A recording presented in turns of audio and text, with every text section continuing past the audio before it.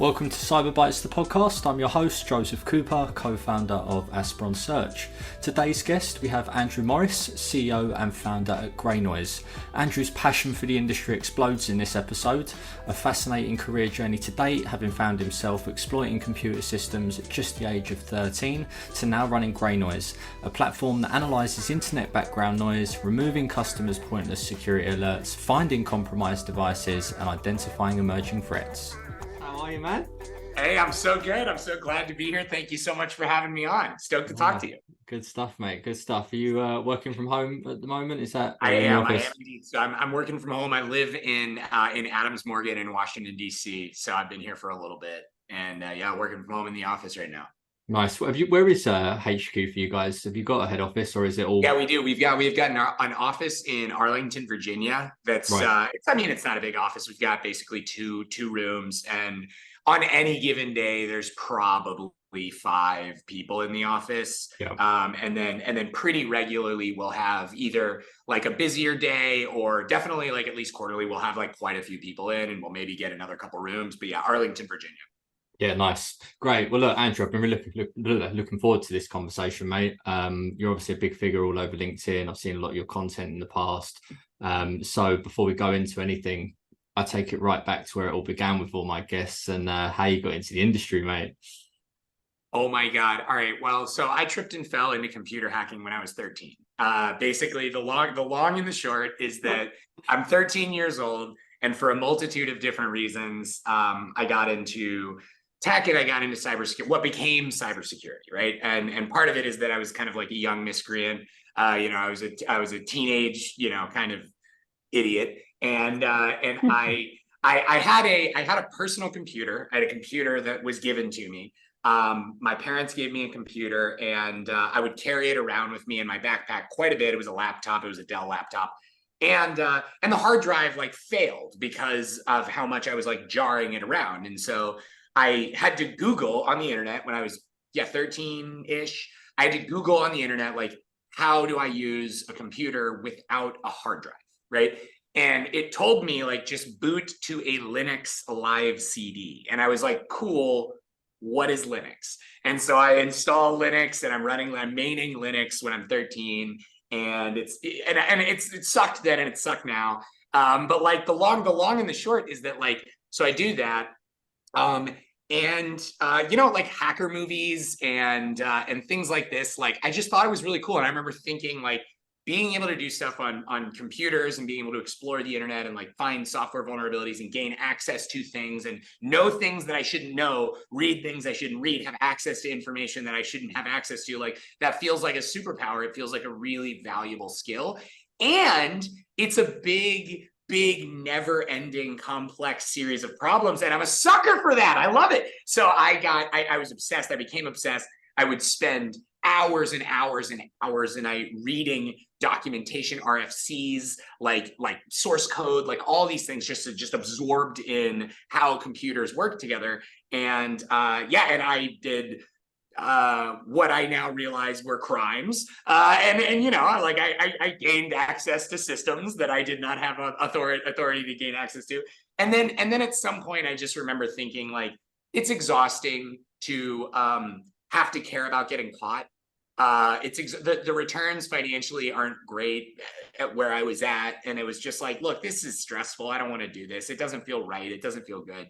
So, I wanted to stay in cybersecurity, but I didn't want to give up popping boxes and like flying through networks because I'm good at it.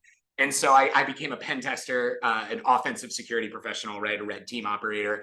And I got into cybersecurity that way. And then after like a few years, I got obsessed with honeypots because I was like, honeypots in cybersecurity. I'm like, there's so many answers here. Like there's so much of what's missing is right here. And I wanted to build honeypots that would beat me as an adversary. I wanted to build honeypots that would beat like all of the automated systems that were attacking and exploiting the internet. And it just felt like nobody else was really paying attention to it. It was like everybody had kind of given up on that side of the industry. And so that's how I ended up in threat intelligence, which I to this day I harbor no passions for the threat intelligence industry. I just want to know what the bad guys are up to, and I want to beat them. I want to be faster than them. I want to be smarter than them. I want to humiliate them, and that's how I got into it, more or less. Love that, love that. So I read that you've got the biggest and smartest honeypot at Greynoise. Is that right? I certainly think so. So part of that's objective and part of that's subjective, right? Like, do we have the biggest? I think so. Like any, like, at least professional company, like the biggest honeypot network in the world. And the size actually fluctuates. It's a fun little fact. It goes up and down based on capacity and like what we kind of need to happen at the time. It's very synthetic. Is it the smartest? Yeah. Love that, love that. And what are you actually up to at Greynoise then, in a sort of elevator pitch? What exactly do you do? I want to find what vulnerabilities bad guys are exploiting on the internet, and I want to find out when the attacks are going to happen, where they're going to come from, and what they're going to look like on the wire, right? So like basically what I want to do here's the elevator pitch for it is that in cybersecurity, the concept of radar doesn't exist yet. Okay, so like we're totally in the blind of what adversaries are up to. Now, with physical war, right? Most metaphors break down in cybersecurity, but a really good one that absolutely stands out is that in war, physical war, planes come, tanks come, people come, whatever, artillery comes, bomb comes, whatever. You can see that. Like, you can see that this is on the way over. You can like, yep, a big bunch of bombs are coming or a bunch of aircraft are coming. Cybersecurity, no chance, right? Like, there's nothing. There is no concept of a radar to give anybody a heads up of like, hey, this thing's about to happen, or this thing's happening right now, or this thing just happened. Like, it doesn't exist. We're building that at Greynoise, right? And we have a imperfect but better one than anybody else has in the world. And I'm all ears for how we can do it even better. But yeah, we want to detect when the attacks are going to happen, what they're going to look like, and where they're coming from, so that people can defend themselves against it. Yeah, love that. I was reading up and I read X server, a 25-year-old vulnerability is still active. Is that right? Why would that be? So the answer is yes. And like X server, like honestly, so X server, I think it's like TCP port 1. Yeah. And it's like basically, okay, so you try to connect to somebody else's very old remote X server to basically move their mouse and keyboard and control their display. Why would anyone leave that exposed to the internet? Great question. If adversaries are looking for it, it's paying off. If they're not, it's very unlikely that there are going to be returns. Now, this metaphor breaks down pretty quickly, but yeah, dude, there are so many software vulnerabilities that bad guys are seeing incredible returns with to this day. MS-08067 configure, right? Like MS-12020 RDP. There's Log4j is going to be popping off for the rest of our lives, right? These are software vulnerabilities that, like, I mean, if the software that they're in is business critical, then that means that the software vulnerabilities are going to continue to exist, because the alternative in many cases is to kind of shut those services off. And if businesses are making money with them, then they're just gonna go on and on and on forever. So anyways, that was a long answer to say yes. I love that. Yes. Yeah, I love that. These software vulnerabilities are going to be exploited forever and ever and ever. And there are some that are, upwards of 20, 25 years old. That's right. Wow. And what's your favorite of all? Obviously, my favorite software vulnerability, I honestly, of all the celebrities, Shell Shock. Shell Shock is one of my, or Heartbleed, and they both came out at almost exactly the same time. They came out within a few months of each other. Shell Shock is a vulnerability that takes care of shell expansion. It's like it's a bash system call, like kind of interpolation bug that's very clever, and it looks really good on the wire. And then Heartbleed is just crafty. Heartbleed is like, I'm reading your mind. I'm absorbing every single thing that's going on in your brain. What's in there? Are there passwords in there? Are there private keys in there? Are there cryptographic keys in there? Are there secrets? Are there messages? The answer is yes. So it's a cool software vulnerability. Very cool. Yeah, I love that. So I was having a little look at the Mass report that you put out. Is that yearly that you well, I mean, it was the first one, so it's only yearly. Oh, okay, cool. So it's the first one. Brilliant. Yeah, it was the first one. So it was our first one. But actually, it was so popular that like there's pretty much no chance that we're not going to do another one. But yeah, so it's annual, and we do basically, it's kind of a year in review. Like, look, this is everything that we figured out over the last year. These are the trends at a high level. It's kind of where we think the world's going. Any guidance that we can give to people that we think is useful. Be careful with this kind of software. take these kinds of things into consideration. The big takeaway that we really want, like if I could grab somebody by the shoulders and shake them up instead of and tell them one thing that I think they would get just as much out of that report as reading it in entirety, it would be more software vulnerabilities are coming out now. Okay. And when they come out, when they're disclosed, they get weaponized very quickly. So where you used to have 6 months to get something fixed, you have a week to get something fixed now. That sucks. You don't like it. I don't like it. But here's the data to prove it. Here are the receipts. So we have to deal with this together now.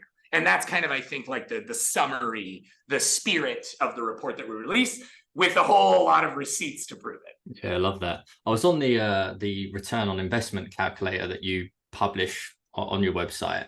I was keen to just hear from you, like what sort of numbers have been pushed out of that, of like what has been the biggest saving? Have you got like a case study at all that you could share? Yeah, so honestly, like here's the thing, like the whole story that I'm talking about right now of like where Greynoise is going, what we're working on right now, we figured out after many years that like probably the best utility of our data is to find when adversaries are exploiting software vulnerabilities.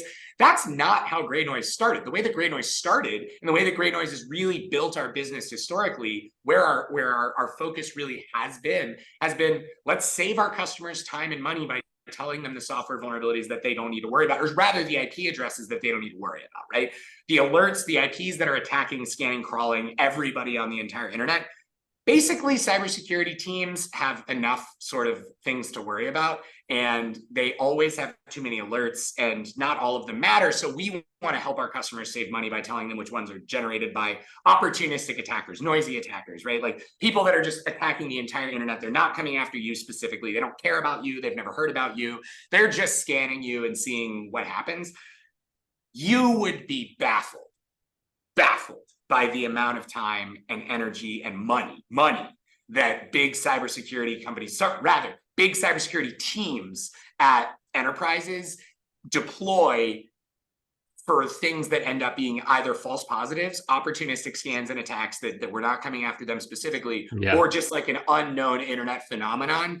Millions of dollars from individual companies in aggregate. I could not even begin to guess. It'd be billions, the amount of money that's wasted. We save our customers hundreds of millions of dollars right now, easily. Yeah, love that. How are you keeping up with all of the emerging threats that are coming up? That is in and of itself an extremely long-winded question to answer. The short yeah, we've not got long. Yeah. The short version that I can give you is like, look, number one, you need a baseline. Okay. You need to know the expected. What is going on right now on the open internet, right? That's step 0. Step 1 is then to basically track the news, keep your ear to the ground, maintain relationships with people in the security community, adversaries, government agencies, private security companies, hacker groups, etc. And then you want to try to start to understand the ways that things are trending. And then you have to look at the data and see how it changes over time, right? So you have a control plane, you know, this is what's expected. And then whenever anything new happens, why? Why is this happening? Why is this new pattern emerging? The internet is not like weather. Things don't just happen because of God or science just occurring, right? It is a human being decided to deploy traffic onto the internet in a large way. Why did they do that? What are they looking for? To what end? In what software? Why? What do they do when they find it? These are the kinds of things that we need to answer the questions to. And it's not something that you do once. And it's not something that you do twice. It's something that you do every single day. And then on a month-over-month basis, and then on a year-over-year basis to try to maintain some semblance of, I guess, labeling or understanding or reason behind why the internet changes the way that it does, and which which threats are emerging, which attacks are emerging, which ones are on the up and up, and which ones are on the down, right? And so this is a very, very, very short answer of how we do that. No, I love that. For those that are fascinated by what you're saying and the whole vulnerability landscape and how it is like emerging just in crazy different angles, on your website, you are really clear about your hiring process, which you don't really see very often. And it's as if you give like a step-by-step of how you do land a job. Like it seems like you give all the answers as to how to land a job here. Why was that so important to you to put on like literally all over your website? So honestly, I mean, number one, like the people that we have at the company that maintain our products, that build our products, that evangelize our products, that talk to our customers, that work with our customers, this is our number one most important asset that we have, right? So like Yeah. that's like hands down, easily, like you are just as good as your team. And so from my perspective, that's number one, right? We are only as good as our team is. So we have to put hiring great people, attracting great people at forefront more than anything else. So then the second thing of that is like, honestly, like, I don't know about you, but like, I'm just thinking about it from my own perspective. I've applied to a lot of jobs. I've gone through a lot of interview processes prior to Greynoise. And like, honestly, it kind of sucks going into like a black box where you really don't know what to expect. You want to at least be able to prepare, put your best foot forward, things like that. So part of it is just like, well, what's a good interview process? Like, what's a good, and part of that is letting people know up front kind of exactly how it's going to go down, a little bit of a blueprint there. But then also, I don't know, I mean, from my perspective, we also want the right people to self-select in, and the people who it's not right for to sort of self-select out. If there's really no reason, we're not the right company for everybody. We're not the right company for everybody to work at. You have to have a certain series of traits to fit in and to do really well at Greynoise. And so what better way to do that than to just put that right foot forward in front of everybody? And we try to be as transparent to everybody as we possibly can about what it's like working here. And so that to me is really important. And again, if you're going to bring in some of the best technical talent in the world, you really need to differentiate from other companies. And I think that we are different. I think we are a very different company, and I think our culture is different. So we're really just trying to put that forward and to show everybody, right? To tell everybody, look, this is how we're different. We do our best to that, but it never ends. We can always do better. Yeah, for sure. There's only a few companies doing it. That's why it was really did stand out. Like Rob Lee at Dragos was another example. I had him on the pod, and he's another man that puts that into his business. Cool. I love Rob Lee and I love Dragos as a company, and he's a very smart guy, and I appreciate that truly across the board. Like in any company with leaders, and anybody who's hearing this, like please try to be more transparent with the way that you hire people. The people that you hire will appreciate it a lot, and it'll probably make the hiring process easier for you. So you have nothing to lose. Yeah, for sure. Wow, I've got a few more questions, but we'll pick some of the best ones. So the next one was going to be, so obviously as a founder, you would have had a lot of security advice. I went through quite a lot of your LinkedIn content, and I saw a post that you put up about some bad advice. And I was going to ask you, what's some bad advice you've been given as a founder? Oh my God. Yeah. All right, I have to. That's like a profoundly loaded question. Bad advice that I've gotten as a founder. So honestly, it's important to distinguish like advice that you're going to get as a founder advice, and what's important as a founder versus what's important as a CEO when you get to a certain stage. So it really depends on kind of the stage of the company, right? Some advice might be good advice for 5 years from now, or 100 headcount from now, or 100 million in revenue from now. But like a founder is a knife fight, okay? Like a founder is a bare knuckle boxing match. You're not there's no like, you can't think your way out of a problem. You can't, there's no like, it's action. And it's bloody, right? And it's you versus the cold, hard market realities and the absence of your tech. And like, there's 1,000 reasons for it not to work. And the only reasons for it to work are the ones that you invent yourself. So from my perspective, like the worst founder advice that I've ever gotten, right, would be like anything that's like, oh, raise money and figure it out later, right? Terrible advice. Yeah. Terrible advice. That funding solves your problems. It doesn't. Yeah. Running out of cash will kill you, but having cash in the bank will not solve your problems. It actually will not, right? So it's a very important thing to understand. Nice. Good advice, good founder advice, revenue solves all your problems. That's generally true. Right? Like the customer has the answers, right? And anything else is details.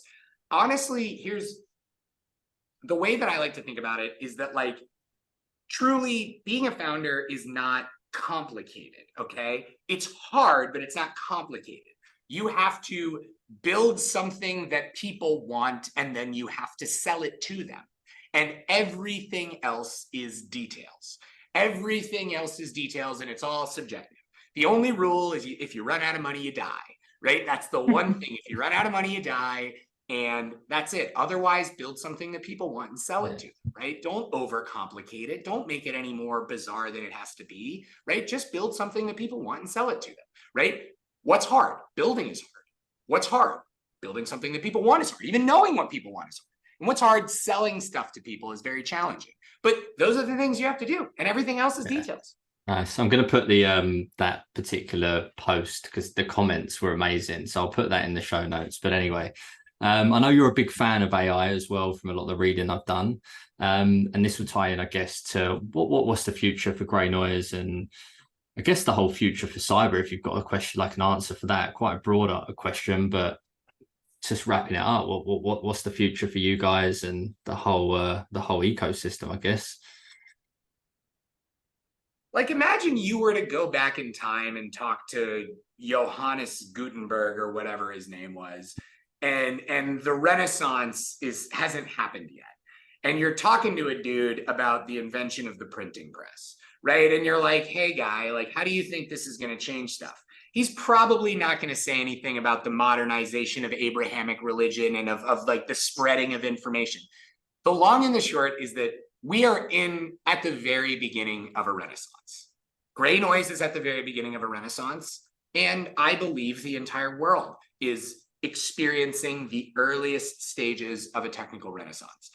Go back in time, watch news reports of people talking about the World Wide Web in the 90s, right? And look at how they talked about it. Nobody really knew what to make of this thing, right? Well, it's the information superhighway. I don't know. Apparently you can browse and chat with your friends. But we know now that the internet was quite a bit more than that.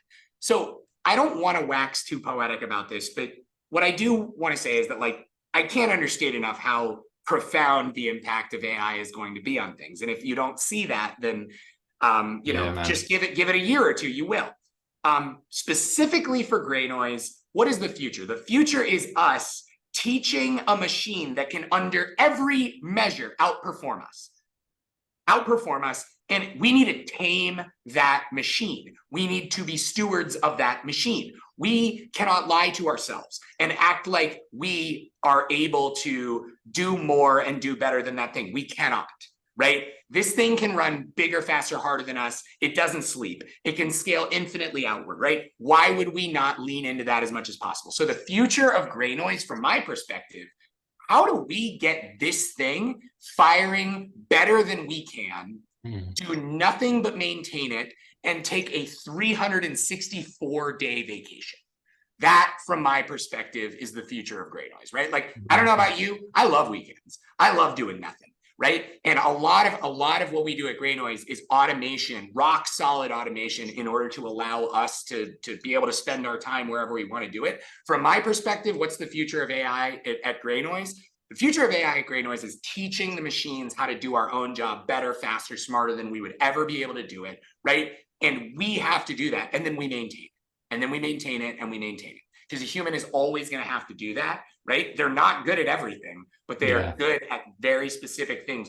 They will outperform us a gazillion times over. They can remember everything. There's no time for them to think. They can recall everything, right? We should just lean into that. It is the future. So from my perspective, 364-day vacation. That truly, that's where I want to see us. That's really where I want to see us. Unreal. Andrew, I knew that was going to be explosive, man. Thanks for coming on the show, and I'll see you in a couple of weeks, won't I? I know. I can't wait to get a beer with you, man. Let's do it, mate. Thanks for coming on, mate. Thank you so much for having me on. I really appreciate it. You're the man. Thank you for listening. If you've enjoyed the show, please like and subscribe and share with your friends. Or if you'd like to be a guest or hear more about Aspron Search staffing services, please visit www.aspronsearch.com.